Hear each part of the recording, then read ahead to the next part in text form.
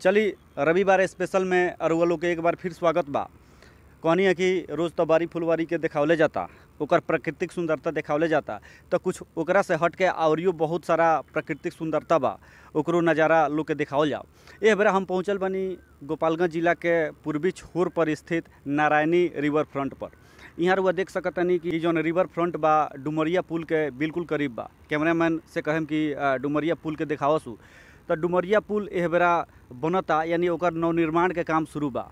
जौन भी ओमे दिक्कत आई रहा वो दिक्कत के दूर कल जाता आ नया तरीका से एकदम पुल के बनावल जाता। हम बता दी कि ये पुल के बड़ा विशेषता बा, ये पुल सारण के आ चंपारण के दोनों के आपस में जोड़ेला आ रोज़ लगभग लाखों गाड़ी ये पुल से होके गुजरेला। तो रउआ देख सकतनी कि जौन गंडक नदी बा एकर सुंदरता काफ़ी अधिक एह बेरा दिखाई देता। यहाँ जौन ई रिवर फ्रंट बा, कैमरामैन देखिए कि कितना बढ़िया से सुंदर से ई रिवर फ्रंट बनावल बा आ ये रिवर फ्रंट के रख रखाव के भी काम बड़ा सुंदरता से जारी बा। तो रउआ सब देख सकतनी कि ये रिवर फ्रंट के जौन सुंदरता बा काफ़ी अधिक बा। गोपालगंज जिला के एगो पर्यटक स्थल के रूप में ये रिवर फ्रंट के एह बेरा जानल जाता। गोपालगंज जिला के एगो शान के रूप में एकरा के देखल जाता। जे भी आवे जाए वाला लोग बा जौन कि ई सारण से चंपारण जाला, अच्छा ये रास्ता से होके गुजरेला, जरूर एक बार ये रिवर फ्रंट के देखेला। तो ये रिवर फ्रंट के जौन सुंदरता बा काफ़ी लोग के अपना तरफ आकर्षित करेला। आ यहाँ हम बता दी कि गंडक नदी के एगो पवित्र नदी मानल जाला। ये घाट पर शाम के आ सवेरे दोनों बेरा बहुत सारा लोग यहाँ पर इकट्ठा होला एक खातिर कि कुछ शांति मिलो। तो चलिए अब हमने एकदम नारायणी रिवर फ्रंट के एकदम किनारा खड़ा बानी सा और वो लोग देख सकतानी कि नारायणी नदी के जौन पानी बा, ये पानी के छुए खातिर, ये पानी के दर्शन करे खातिर बेचैन लोग रहेला। लगातार दूर दूर से लोग नारायणी नदी में स्नान करे खातिर ये जल के स्पर्श करे खातिर यहाँ पर पहुँचेला। तो ई जौन प्राकृतिक सुंदरता बा निश्चित रूप से लोग के लगातार अपना तरफ आकर्षित करेला। आई पूरा नदी बरसात के दिन में और लबालब भर जाला। आई जौन डुमरिया पुल रुआ देखा तनी जेकरा के अब बनावल जाता फिर से, यानी एकरा के और मजबूत करे के प्रयास कल जाता। एकरा ऊपर से गाड़ी लगातार गुजरत रुआ दिखाई दे दी। ई देखी सारण आ चंपारण दोनों के जोड़े के एगो ई प्रमुख पुल बा। आ ये पुल से लगातार लोग एने से ओने से एने आवत जाला। तो अब कैमरामैन से कहे के चाहेम कि यहाँ से जौन ई खूबसूरत नज़ारा बा रिवर फ्रंट के वो हमरा दर्शक लोग के देखावस। तो पीछे मुड़ के लगभग देखावस कि कौना तरीका से रिवर फ्रंट के डेवलप कइल बा। ये उम्मीद जतावल जाता कि आवे वाला समय में ये रिवर फ्रंट गोपालगंज के एगो प्रमुख पर्यटक स्थल के रूप में डेवलप हो जाए। तो ये नारायणी रिवर फ्रंट के घाट पर सुबह शाम बहुत लोग इकट्ठा होला। आज भी रउआ देख सकतानी कि यहाँ पर काफ़ी लोग आइल बा ये नदी के सुंदरता देखे खातिर, ये नदी के किनारे बैठ के शांति प्राप्त करे खातिर। कैसे जब भी इंसान भाग दौड़ के जीवन में थक जाला तो ओकरा शांति के आवश्यकता पड़ेला। आई देखी प्राकृतिक रूप से ये नदी इतना सुंदर बिया कि ई जब यहाँ से गुजरे ले तो क्षेत्र के लोग के अपना तरफ आकर्षित करे ले। काफ़ी सुंदरता बा ये नदी के। अभी तो पानी कम बा, लेकिन जैसे जैसे बरसात के समय नज़दीक आवत जाई, नेपाल से जौन पानी आई यही रास्ता से यानी यही नदी से होके गुजरी।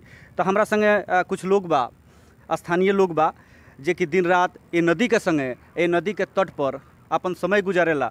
तो वहाँ लोग से हम बात करें, पूछे के चाहेम कि ये नदी के जौन प्राकृतिक सुंदरता बा रउआ लोग के कितना अपना तरफ आकर्षित करेला। जी बहुत ज़्यादा आकर्षित हमने करेला।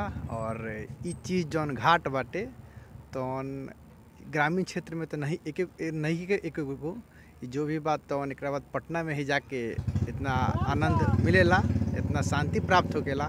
वही से अधिक से अधिक संख्या में लोग सुबह शाम आवेला और बैठ के आधा एक घंटा 2 घंटा जितना देर हो सके समय के आनंद उठावेला, ई नज़ारा के आनंद उठावेला। अच्छा एगो चीज़ बताई कि जौन ई रिवर फ्रंट बनल बा काफ़ी लंबा दूरी में बा, तो कितना दूर में मतलब कि कितना लंबाई होई का? 60 फीट 60 मीटर के 2 गो घाट बाटे, 120 मीटर दूगो घाट बाटे, सॉरी 120 से 120 मीटर के दूगो घाट बा, 240 मीटर इजा से उजा तक लंबाई बा। एगो के नाम राम घाट बा और जस्ट बगल में सीता घाट बाटे। तो एकर नाम राम घाट है। ई राम घाट पर बानी जा, हमने जस्ट ओकरा बगल में सीता घाट बाटे। अच्छा, तो मतलब कि कोनो वार्षिक महोत्सव भी होला ये घाट पर? जी हाँ, जा अभी बिहार दिवस के उपलक्ष्य में जा प्रशासन द्वारा भी कार्यक्रम कल गई रहे और हर साल जा दीप आरती जो बनारस के तर्ज पे जो आरती होला वही तर्ज पे एजा भी आरती हर साल एजा आयोजित कई जाला और जब बहुत अधिक से अधिक संख्या में लोग पहुँच के और आरती के आनंद उठावेला वैसने आनंद होला जैसे बनारस में होला, दूसरा आनंद एजा होला। अच्छा, गोपालगंज जिला के एगो प्रमुख पर्यटक स्थल के रूप में एकरा के देखल जाता ये रिवर फ्रंट के, तो रुआ का सोचतनी एकरा बारे में कि मतलब कि आवे वाला दिन में एकर मतलब कि इतना ख्याति बढ़ जाई कि जौन 4-5 जिला के लोग बा एकरा के देखे खातिर आ सकता? जरूर, ऐसा तो मतलब जिला में नहीं खे है ना, और मिथिलेश तिवारी जी के देन है ना कि इतना अच्छा ही बनल है ना, तो अपना जिला में ऐसा कहीं मतलब देखे के नहीं मिलत। आ उन्हीं के दिन से आगे भी ई बढ़ी है ना और बढ़त आवे। देखा तनी कि बहुत सारा काम अभी नया नया होता है ना, रोड बनत आवे, आगे भी पार्क बनावे के वहाँ के ये बावे, तो भविष्य में ये बहुत अच्छा हुई जहाँ मतलब अपना कुछ जिला के मतलब लोग यहाँ आके और शांतिपूर्वक मतलब थोड़ा सा शाम के अपन दुख दर्द चाहे भूल के सब कुछ अपने यहाँ से आनंद ली प्रकृति के। ऐसा यहाँ बैठला से शांति मिलेला है ना, तो एक खातिर मिथिलेश तिवारी जी बहुत अच्छा काम कैले बनी है ना। आ होके चाहिए ऐसा काम होके के चाहिए हर जगह है ना, कि लोग के पब्लिक के अपन दुख दर्द से हट के थोड़ा सा आके आदमी कहीं से अपन सब कुछ भूल के यहाँ थोड़ा बैठ के अपन आनंद ले है ना, तो ये बहुत अच्छा भइल बा। आगे भी एकर बढ़ी तो बहुत अच्छा पब्लिक के यहाँ के जनता के मिली यहाँ के।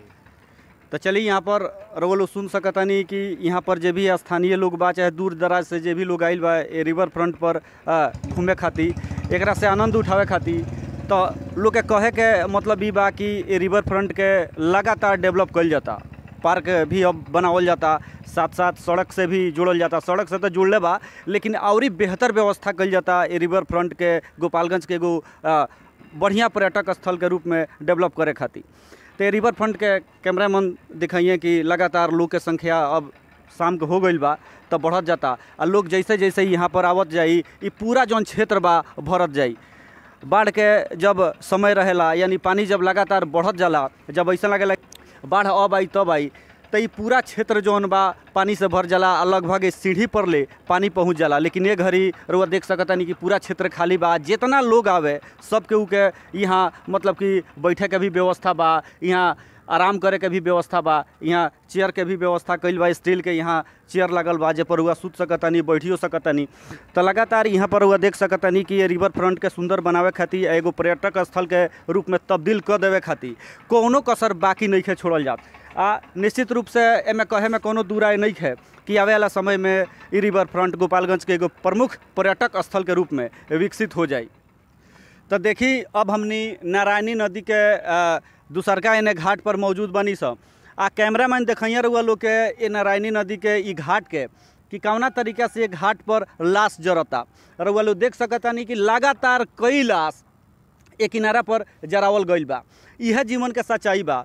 जीवन में रउआ चाहे एसी में रही, चाहे कोनो महल में रही, चाहे हवाई जहाज़ पर यात्रा करी, लेकिन सच्चाई यह बा कि जीवन के अंतिम समय में ये क्षेत्र के जितना भी लोग बा जब लास्ट समय आ जाला तो यही नदी के किनारा, यही नदी के गोद में ओकर अंतिम संस्कार होला। यहाँ पर रउआ देख सकतानी कि ये जगह से कितना ये नदी खूबसूरत दिखाई देता। यहाँ जौन भी लाश जरता अब ये लाश के देखे वाला केहू नहीं है। जीवन के अंतिम समय में जितना परिजन बढ़े एमें आग लगा के यानी ये शरीर के जरा के चल गई बढ़े। तो यह सच्चाई बा। अंत समय में जीवन में केहू कामे ना आवेला, केहू संगे ना जाला, ना कोनो धन जाला, ना कोनो जायदाद जाला, ना पैसा जाला, कुछ जायाला नहीं है। तो यह जीवन के सच्चाई बा। हम सोचनी है कि चलो जब ये नदी के किनारा हम आइल बनी तो थोड़ा सा आज रविवार स्पेशल में ये चीज़ के देखावल जाओ कि जीवन के कौन सच्चाई बा कौना तरीका से हमनी के जीवन के अंत होला। ये बात हमनी के निश्चित रूप से याद रखे के चाही कि यहाँ से कुछ लेके नहीं खे जाए के। अब देखी जे भी आदमी के लाश जरता वहाँ के अपना जीवन में तरह तरह के कृति कैले होखेम, तरह तरह लोग के मदद कैले होखेम, तरह तरह के परिवार में लोग होई, लेकिन सारा धन संपत्ति या परिवार छोड़ के एह बेरा वहाँ के जर रहल बानी। एह बेरा वहाँ के देखे वाला भी केहू नहीं है आ एह बेरा वहाँ के संगे जाए वाला भी केहू नहीं है। ना धन जाता ना परिवार के केहू लोग जाता ना हित संबंधी जाता। तो यह हमनी के जीवन के सच्चाई बा। यह ए नारायणी रिवर फ्रंट के कहानी बा कि ये रिवर फ्रंट के किनारा जीवन के अंतिम समय में ये रिवर फ्रंट के किनारा पर लोग आवेला। ये नारायणी नदी के गोद में अपन अंतिम समय अंतिम यात्रा के जौन अंतिम का कहल जाई जौन मतलब कि पड़ाव बा वही में समाप्त हो जाला।